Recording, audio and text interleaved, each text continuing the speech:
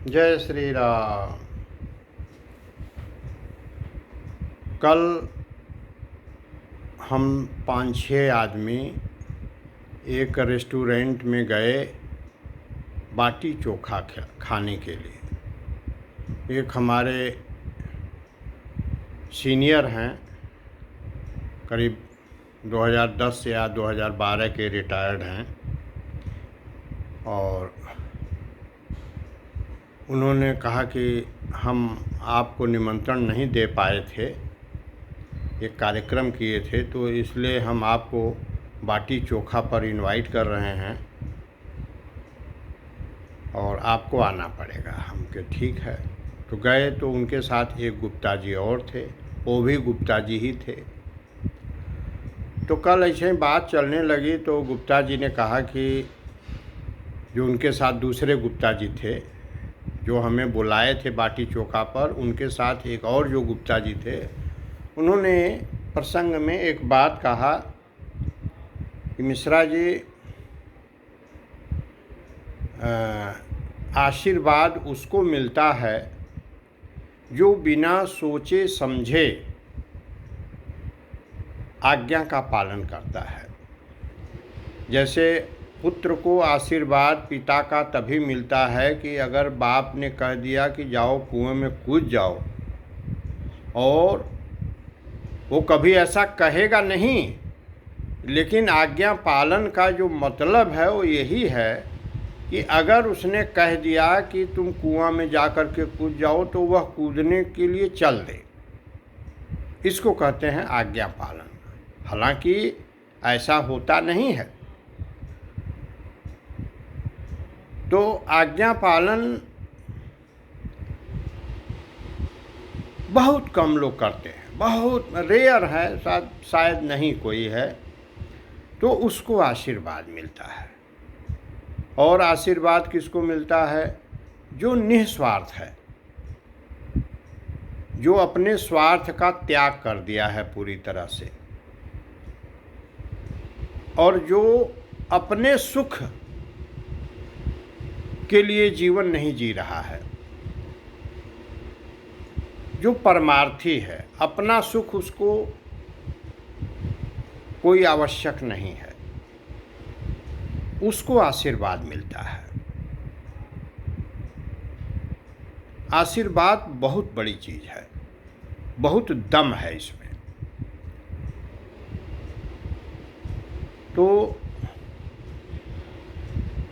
हमें बात कोई जल्दी मानता नहीं,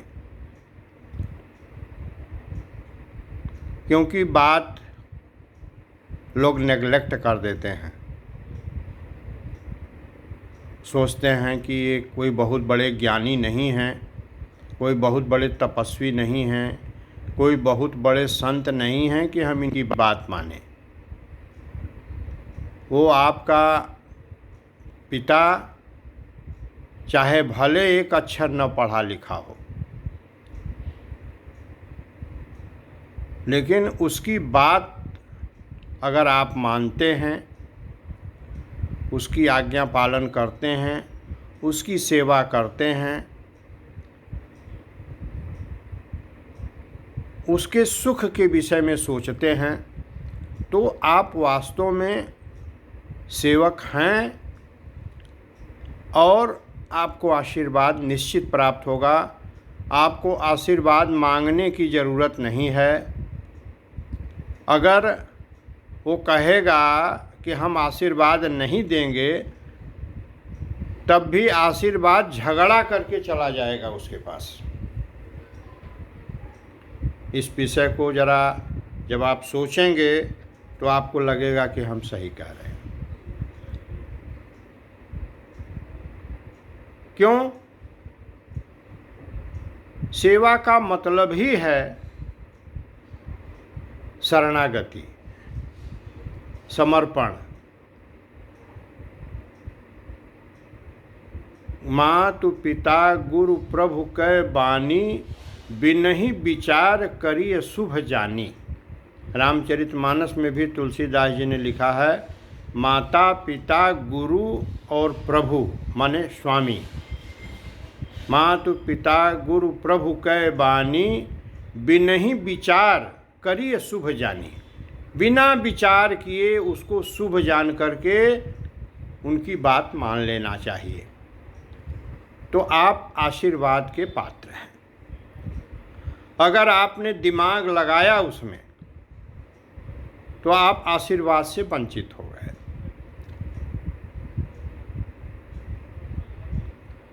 अपना सुख दुख विचार करने लगे अपने से, तो इसका मतलब आपने माता पिता गुरु प्रभु की वाणी को आपने नज़रअंदाज कर दिया।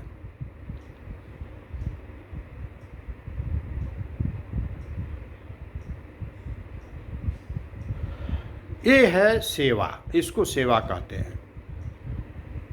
बिना सोचे बिना विचारे, क्योंकि वो आपके बड़े हैं, आपके माता पिता हैं, आपके शुभचिंतक हैं, आप उनके तन से हुए हैं, उनकी बात बिना सोचे समझे विचारे अगर आप मान लेते हैं तो आप बहुत बड़े सेवक हैं और बहुत बड़े आशीर्वाद के पात्र हैं। दूसरा, आपके सास ससुर।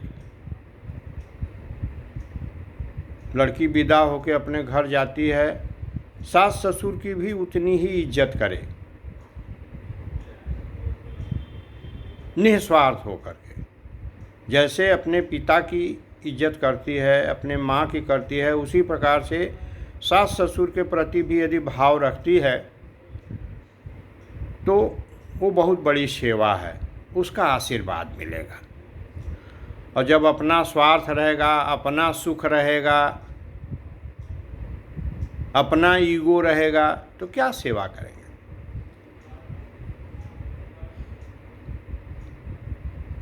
आजकल सेवा कहाँ लोग कर पाते हैं, नहीं कर, कोई सेवा करने ही नहीं चाहता। बहुत कम लोग हैं जो इस मर्म को समझते हैं और सेवा के लिए व्यग्र रहते हैं। बिना स्वार्थ के कोई सेवा नहीं करना चाहता। मालूम हो गया कि हमारा इनसे स्वार्थ पूरा होगा तो आपके सेवा में लपट जाएंगे। जिस दिन उनको पता चल जाएगा कि हाँ हमारा किसी तरह का कोई स्वार्थ सिद्ध होने वाला नहीं है, आपकी सेवा उसी दिन छोड़ देंगे, आपकी कोई बात नहीं मानेंगे, आपसे बदतमीजी से बात करेंगे, आपसे लड़ेंगे झगड़ेंगे, गाली गलौज करेंगे, आपका अपमान करेंगे, आपका तिरस्कार करेंगे, तो उसको आशीर्वाद कैसे मिलेगा, असंभव है।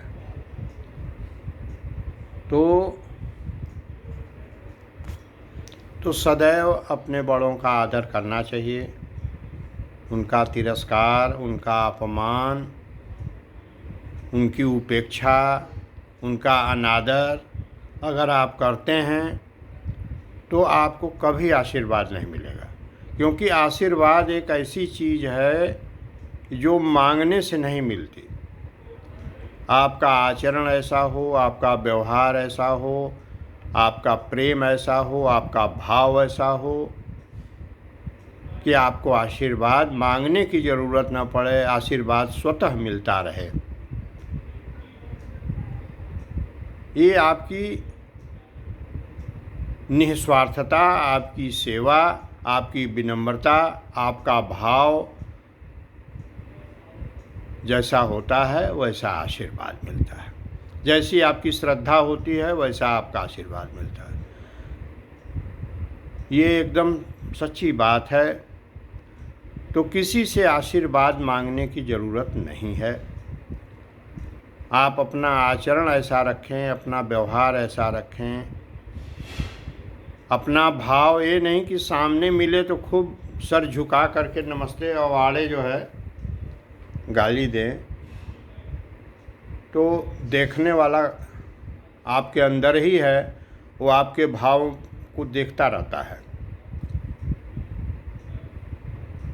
कि आपकी मंशा क्या है, आपका इरादा क्या है, आपकी सोच कैसी है, आपकी भावना कैसी है, और आपके अपने भावना के अनुसार ही आपको आशीर्वाद मिलता है।